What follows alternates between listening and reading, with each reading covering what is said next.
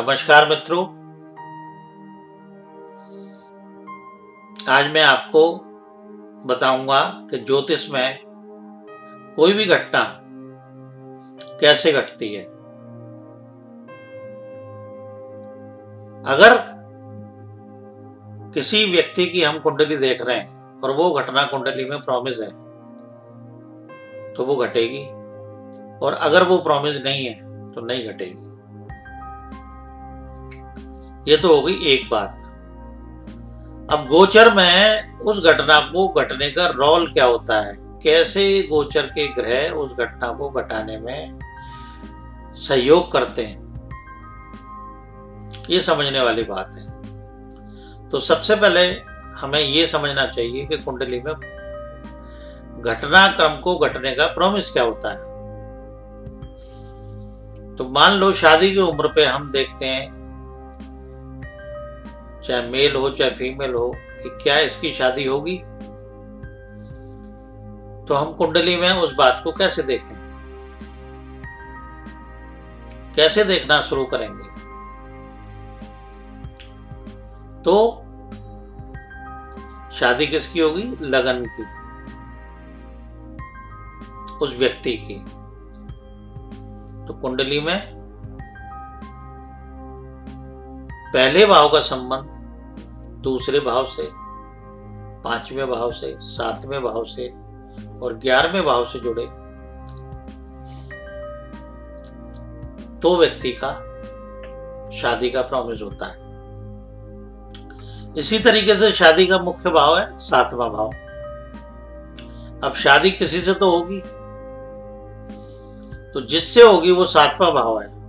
तो 7वें भाव का संबंध लगन से, दूसरे भाव से, पंचम भाव से, 11वें भाव से जुड़े तो ये एक मजबूत संबंध हो जाता है शादी का। तो इस तरीके से हम कुंडली में शादी के लिए प्रॉमिस देखेंगे। ये तो होगी एक बात। अब दूसरी बात, क्या शादी में कोई रुकावट आएगी, परेशानी आएगी, या ये कुंडली शादी के लिए प्रॉमिस करती नहीं। तो कुंडली में जब लगन का संबंध 6ठे भाव से और 10वें भाव से जुड़े तो ये शादी के लिए मना करती है बात कुंडली। इसी तरीके से 7वें भाव का संबंध जब 6ठे भाव से, लगन से और 10वें भाव से जुड़े, 1, 6, 10 से जुड़े तो भी शादी के लिए कुंडली मना करती है। अब इसी तरीके से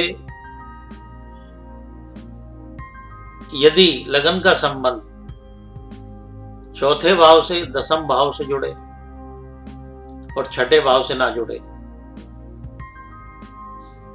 यानी कि विरोधी भाव से ना जुड़े, शादी के लिए सबसे ज्यादा ताकतवर विरोधी होता है 6ठा भाव, और सबसे ज्यादा मजबूत होता है शादी के लिए 7वां भाव।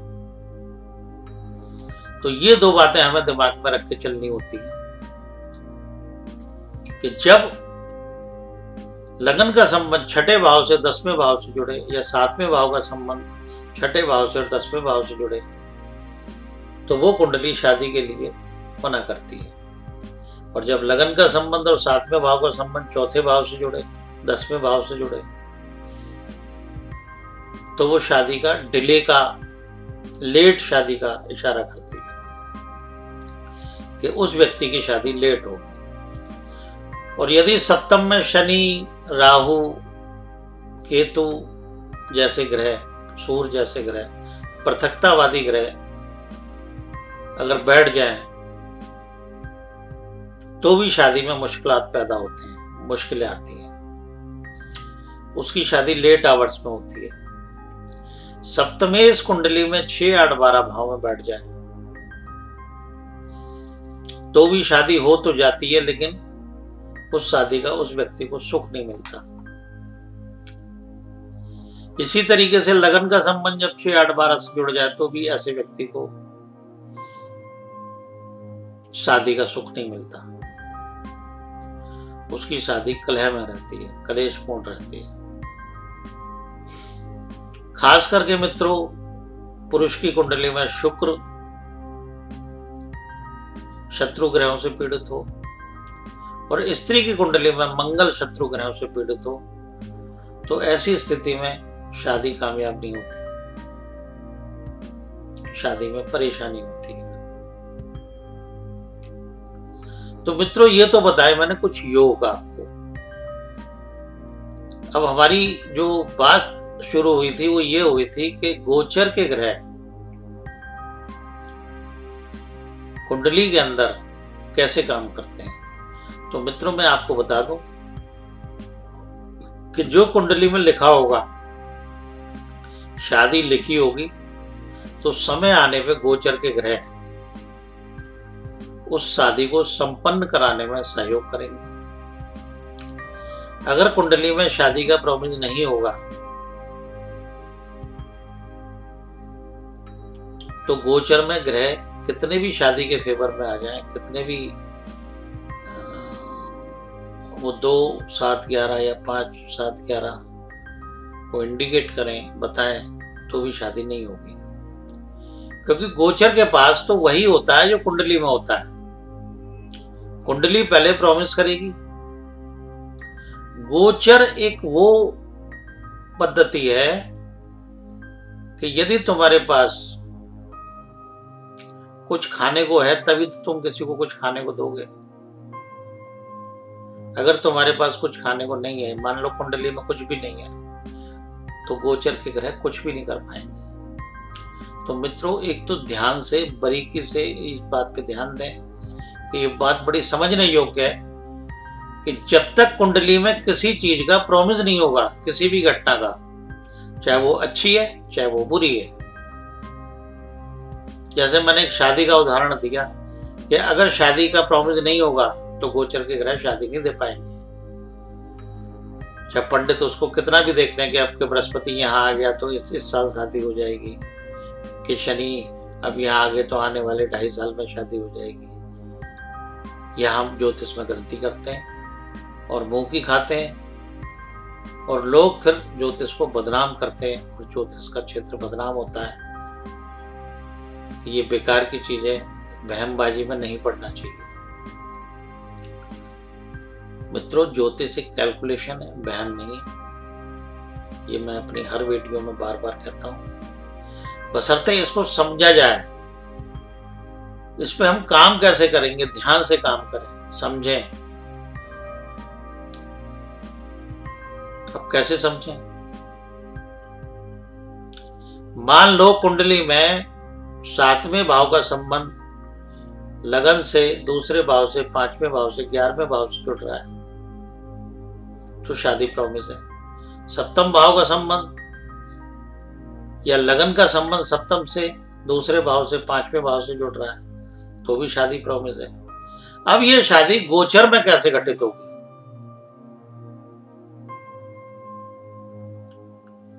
तो मित्रों, गोचर में सबसे पहले इसका इशारा देगा शनि। शनि या तो लगन से गुजर रहे होंगे, या दूसरे भाव से गुजर रहे होंगे, या 5वें से गुजर रहे होंगे, या 7वें से उनका संबंध होगा, या 11वें से संबंध होगा। तो जब शनि का संबंध 2, 5, 7, 11 से जुड़े तो वो एक इशारा कर देते हैं, पहले राशि से जुड़े फिर नक्षत्र से जुड़े। शनि गोचर में अपनी राशि से आए 2, 5, 7, 11 भाव में, फिर वो अपने नक्षत्र से दर्शाएं 2, 5, 7, 11, तो वो 2.5 वर्ष शादी का शनि महाराज निश्चित कर देते हैं। मित्रों, ध्यान दें इस बात पे। इसी तरीके से बृहस्पति, शनि के बाद राहु, क्योंकि शनि महाराज 2.5 वर्ष की बात करते हैं और राहु केतु 1.5 वर्ष की बात करते हैं, 18 महीने की बात करते हैं। तो राहु भी अपनी राशि से या नक्षत्र से या ये संबंध दर्शाए 1 5 1 2 7 5 11, 1 2 7 5 11 या 7वें भाव से दर्शाए। इनमें किसी भाव में बैठे हो या इनमें उनका कोई नक्षत्र स्वामी हो।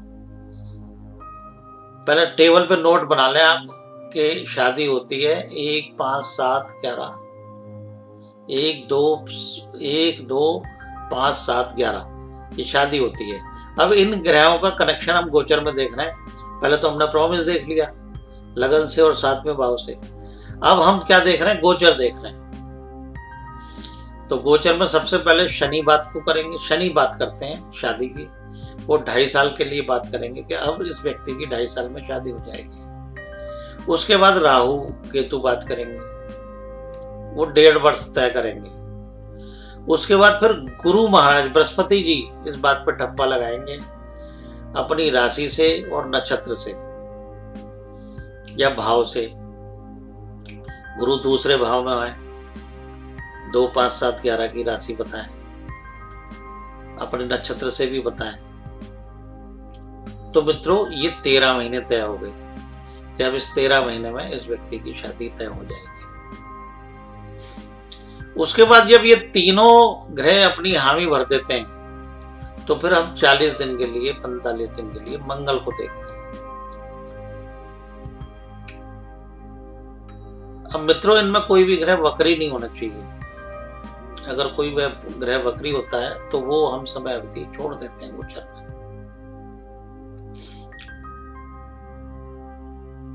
तो मित्रों इस तरीके से मंगल को देखेंगे। मंगल का संबंध पहले भाव से, दूसरे भाव से, 5वें भाव से, 7वें भाव से या 11वें भाव से जुड़े तो वो शादी के लिए हाँ कर देता है कि अब ये 40 दिन में शादी तय हो जाएगी। इसी तरीके से हम बुध को देखेंगे, इसी तरीके से हम शुक्र को देखेंगे, इसी तरीके से हम सूर्य को देखेंगे। तो सूर्य 1 महीना तय करते हैं और सूर्य का नक्षत्र 13 दिन तय करता है कि अब 13 दिन में इसकी शादी ये निश्चित हो जाएगी। तो मित्रों इस गोचर में एक बात और ध्यान देने योग्य है, क्या कि मंगल का गोचर ही आदमी का रिश्ता तय करा देता है। कई बार बृहस्पति का गोचर भी आदमी का रिश्ता तय करा देता है। रिश्ता तय होने के बाद तो बाकी व्यवस्थाएं। तो इस तरीके से जब सूर्य का नक्षत्र 13 दिन बताएगा तो चंद्रमा उस घटना को 2.25 दिन बताएगा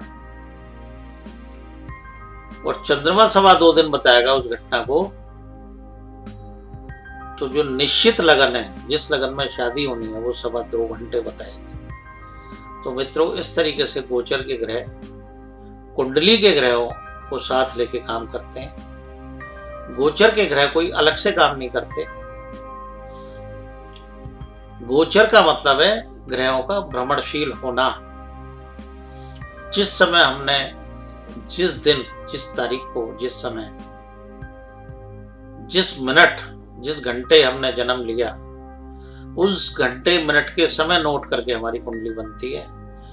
और फिर जब से मृत्यु तक कोई भी घटना घटती है वो कुंडली में पहले ही प्रॉमिस होती है। जो कुंडली के अंदर घटना प्रॉमिस नहीं होगी वो गोचर के ग्रह नहीं उस कुंडली की घटना को घटा सकते। तो मित्रों हम क्या करते हैं, बगैर कुंडली के प्रॉमिस देके हम गोचर देखने लग जाते हैं कि बृहस्पति अब यहाँ आ गया, अब शनि यहाँ आ गया, अब तो शादी करा ही देंगे। ऐसा नहीं होता। कुंडली में सबसे पहले शादी कराने के लिए सप्तम भाव की वैल्यू, अगर पुरुष की कुंडली देख रहे हैं तो शुक्र की वैल्यू, स्त्री की कुंडली देख रहे हैं तो मंगल की वैल्यू। फिर उसके बाद लगन का सप्तम से, दूसरे भाव से, पंचम भाव से, 11वें भाव से संबंध विरोधी भाव से ना हो, छठे भाव से ना हो, चौथे भाव से ना हो, 10वें भाव से ना हो। इसी तरीके से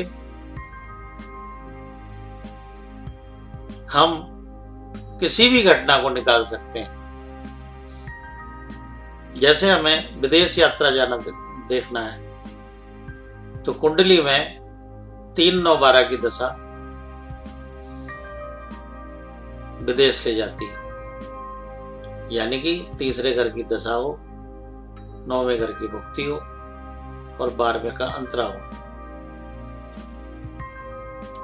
अब वो कुंडली में पहले प्रॉमिस होना चाहिए। कैसे प्रॉमिस होना चाहिए? लगन का संबंध तीसरे से, 9वें से और 12वें से बने, या 9वें भाव का संबंध लगन से, तीसरे से, 12वें से बने, या 12वें भाव का संबंध लगन से, तीसरे से, 9वें से बने, या तीसरे भाव का संबंध 9वें से, लगन से, 12वें से बने। तब ये कुंडली प्रॉमिस करती है कि ये व्यक्ति विदेश यात्रा जाएगा। तो मित्रों, जब वो प्रॉमिस करे तो अब जाएगा कब? जब जाएगा जब उसकी दशा भुक्ति अवधि आएगी और गोचर के ग्रह उसको सपोर्ट कर रहे होंगे। अगर गोचर के ग्रह उसको सपोर्ट नहीं कर रहे होंगे तो महादशा, भुक्ति दशा और अंतरा ये कुछ नहीं कर पाएंगे।